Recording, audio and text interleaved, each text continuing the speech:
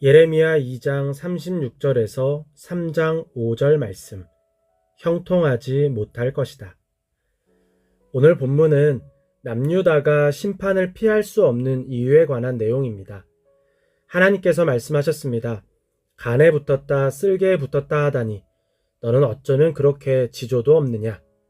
이 말은 남유다가 하나님을 버린 후 어느 곳에도 마음을 두지 못하고 여기저기 도움을 얻기 위해 기웃거리는 모습을 꼬집은 것입니다. 하나님을 버렸다면 그보다 더 믿을 만한 무엇인가에 매달려서 상황을 해결하려고 해야 하는데 그러지 못하고 있습니다. 결국 남유다는 그럴듯한 계획이 있어서 하나님을 버린 것이 아니었습니다. 그저 쾌락을 즐기다가 죄를 즐기다가 하나님을 버린 것이었습니다. 그 결과 위기 앞에서 붙잡을 것이 없습니다. 정말 한심한 일입니다. 인간이 하나님을 버리는 이유는 다양합니다. 물질을 위해, 명예를 위해, 지식을 위해, 자기 만족을 위해. 그 외에도 다양한 이유로 하나님을 버립니다. 때로는 하나님을 버리고 원하던 것을 얻는 사람도 있습니다. 그래서 이 세상을 사는 동안 나름의 만족을 누리며 살기도 합니다. 하지만 그들에게도 언젠가는 공허함이 찾아옵니다. 분명히 넘치도록 가졌는데 알 수 없는 두려움을 만나는 것입니다. 이유는 하나님께서 인간을 세상보다 큰 존재로 창조하셨기 때문입니다. 그렇기에 이 세상의 모든 것을 다 가진다고 해도 인간은 채워지지 않습니다. 그리고 그 빈 부분으로 인해서 두려움을 느낍니다. 오직 하나님만이 인간보다 더 크신 분입니다. 그렇기에 인간은 오직 하나님으로만 채워집니다. 하나님을 버리는 이유 중에서 가장 한심한 것이 죄를 즐기기 위해 하나님을 버리는 것입니다. 차라리 그럴듯한 목적을 위해 하나님을 버리는 것이라면 이해가 됩니다. 하나님은 없지만 나름대로 의미 있는 인생을 살았기 때문입니다. 한편으로는 그들을 존중합니다. 그런데 대단한 것도 아닌 순간적인 쾌락을 위해 영원하신 하나님을 버리는 경우가 있습니다. 그들에게는 남는 것이 없습니다. 쾌락은 연기와 같아서 곧 사라집니다. 쾌락이 사라지고 나면 공허함만 남습니다.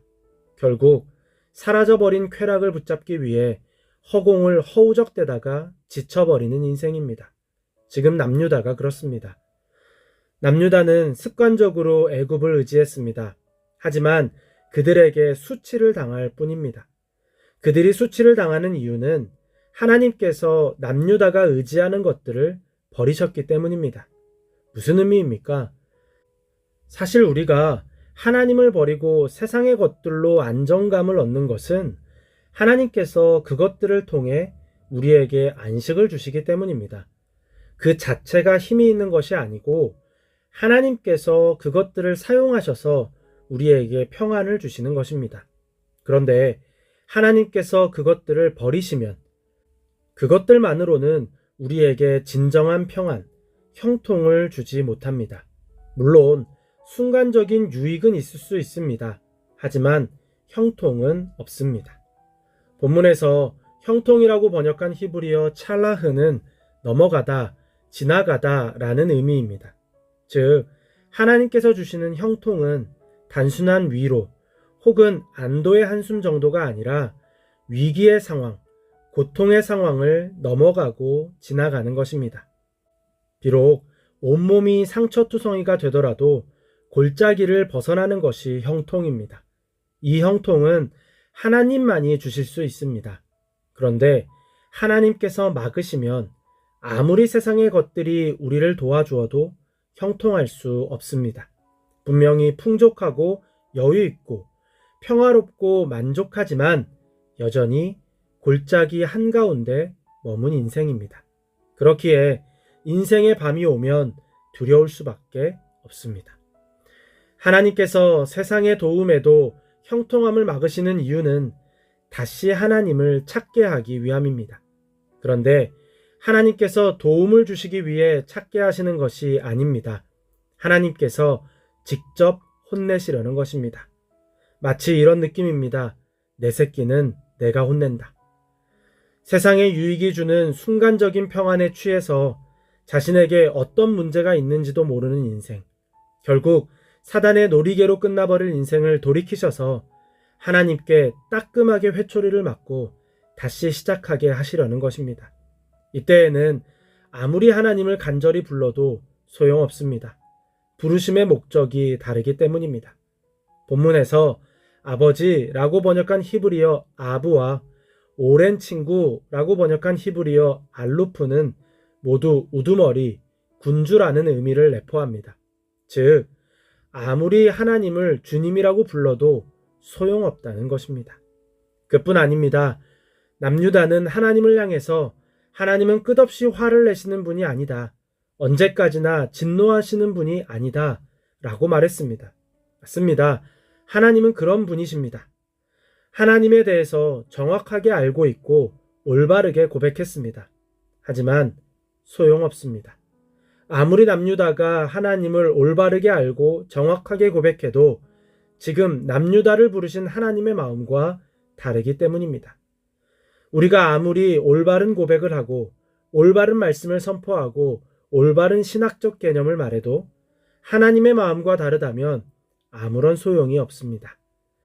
남유다가 올바른 고백을 하는 그때의 하나님은 심판하시는 하나님입니다.